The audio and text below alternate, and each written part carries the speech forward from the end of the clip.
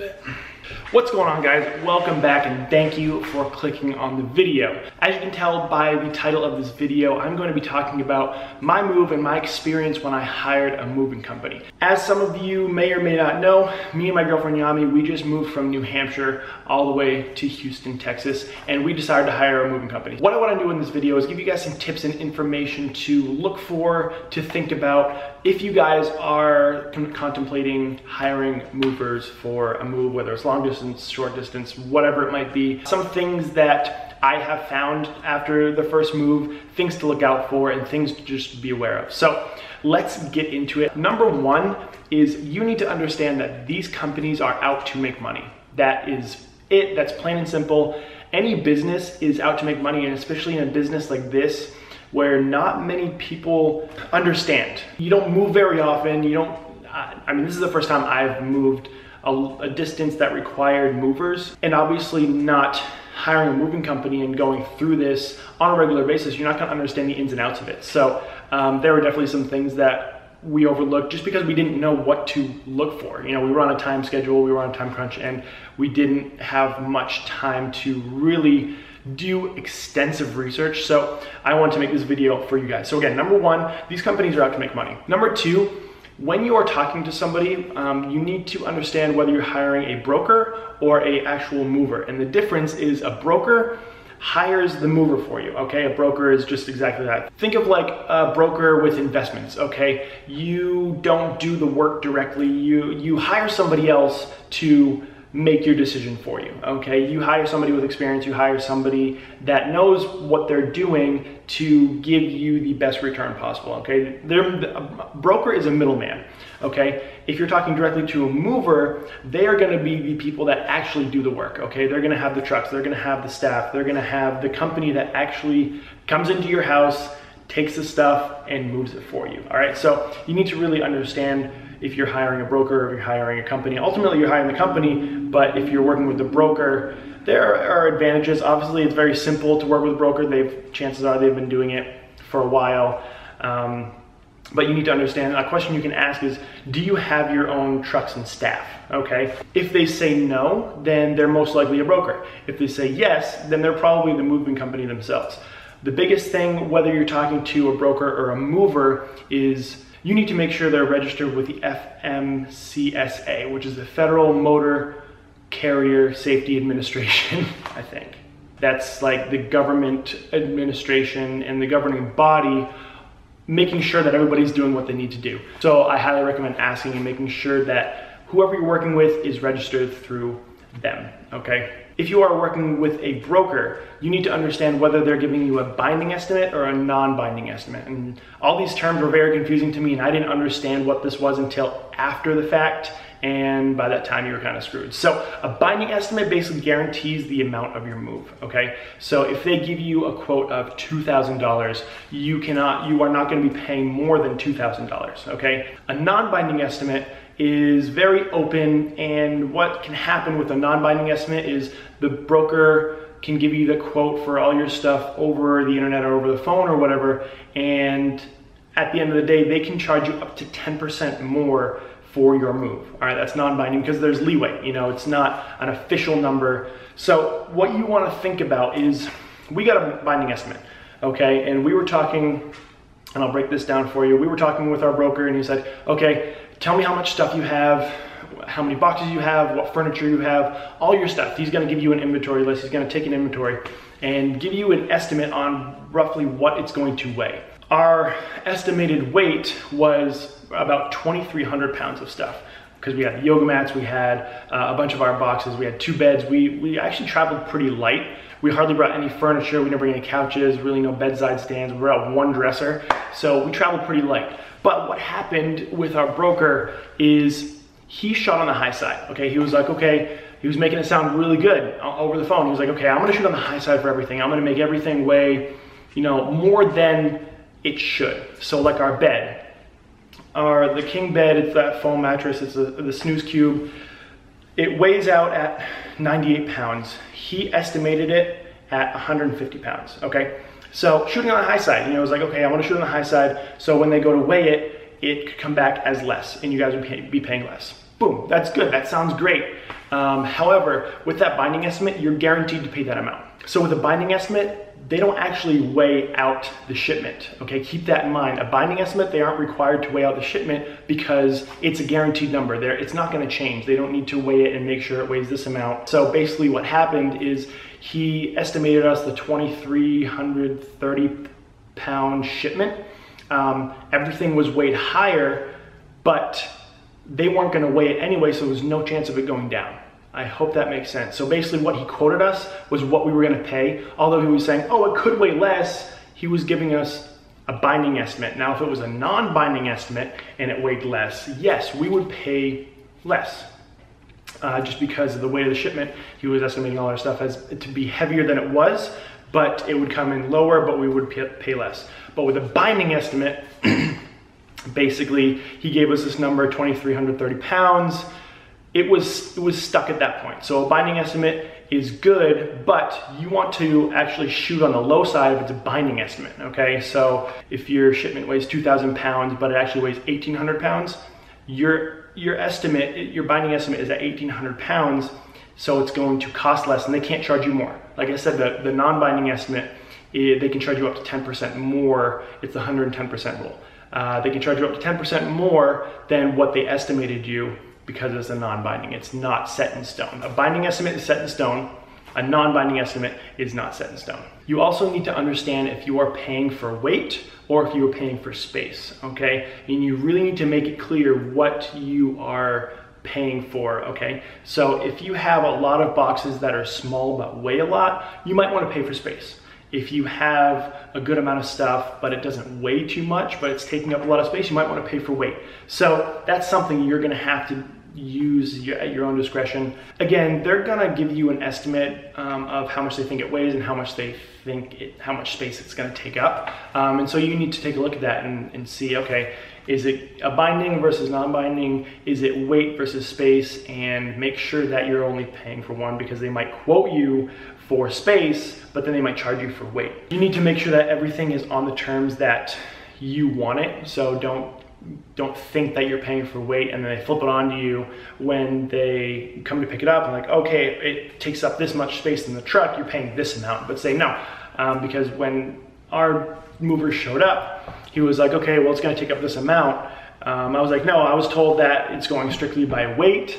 I want to keep it by weight. And so he said, okay, whatever. I'm not sure if that really made a difference, but I made it clear that I wanted it to be in weight and not space. So that's definitely one thing you need to make sure you understand. Next, when they give you a time frame estimate, okay, this is very important. Something I didn't really think about, but I should have thought about because it's the same in everyday life. Whatever they give you for a time estimate for delivery, whether it's 10 days, 12 days, 14 days, 20 days, understand that it's business days, guys, okay? Everything is done in business days. Everything kind of stops on the weekend and resumes on Monday. But when you think 14 days, you think, okay, 2 weeks, but in reality, if there's only 5 business days, now you're up to 3 weeks. So we were given the quote of 14 days and luckily it showed up in 14 days. It showed up actually 15 days. Sorry, it showed up a little bit after it was supposed to. I've heard horror stories of shipments being delayed 6 weeks, and the maximum time they have to deliver your shipment is 30 days. So that's actually 6 weeks out. And you can't do anything about it. That's in the contract. That's 30 business days. It's not just days. What is that term? So understand that, guys, that the time frame they quote you is in business days and not necessarily total days. In addition to that, always expect it to take longer and cost more. That's something in general you always want to think about, is expect it to take a week longer, expect them to try and charge you more. That's just the way it is. When hiring a moving company, I highly recommend setting your expectations low. Luckily, when our movers got here, they didn't try and nickel and dime us for everything, but you have to understand that there are probably going to be extra fees associated with your move. Elevator fees, stair fees, long carry fees. You need to ask these questions as far as, okay, how long is the long carry? Is it from the truck to the door? Is it from the elevator to the door? Make sure you have an elevator in the building that you're moving into. things like that, because if they have to go up the stairs, they're gonna charge you a lot of money. And like I said, luckily my driver, I'll get into some other issues with our driver, but our driver didn't try and charge us too much extra. There was a long carry because it was more than 75 feet from the elevator. You know, I don't mind paying something that's in the contract. I hate that I wasn't told about it at the beginning of the negotiation and kind of like the quoting estimation process, but it is what it is. It's a long carry. There's really nothing you can do about it. So that was fine, but I've heard horror stories of drivers trying to nickel and dime customers for gas money, for, you know, this, that, and the other thing, and things that just are not moral at all. But we were pretty fortunate in terms of not having our driver try and do that to us. On that topic, the only thing that really made our experience with our moving company less than ideal was the fact that it arrived later than he said it was going to be. And I know it might sound confusing because they aren't legally required to deliver your things until 30 days.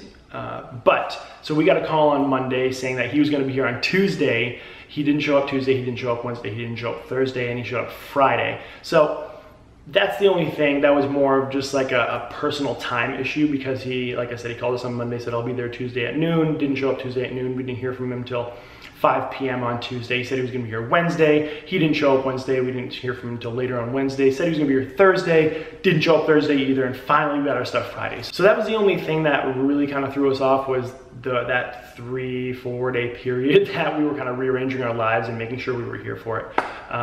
Because if you are not here for the movers, if you're not at the place for the movers, what they can do is they can put your stuff in storage and then you have to pay to get it out. All right, so do everything you can to be at home during the time of the delivery, or designate somebody to be there for you, because if they put it in storage, it's gonna cost a lot more for you, and that's not cheap. I wouldn't have to go through it, but I've heard that it costs quite a bit. What's interesting is that the only things that they are liable for if something breaks are things that they pack, okay? So one thing that's really important to make a note of is if something is packed by the owner or packed by the carrier. So on the inventory list that they give you, they're probably gonna make a note to the right on the column next to the items, whether it's CP or PBO. So CP is carrier packed, PBO is packed by owner, okay? And so things that you pack, that you put in boxes, that you basically have ready for them to carry out, they are not responsible for that stuff. And it's unfortunate that it's like that. We weren't told that. We were just told, hey, if anything breaks, it's covered.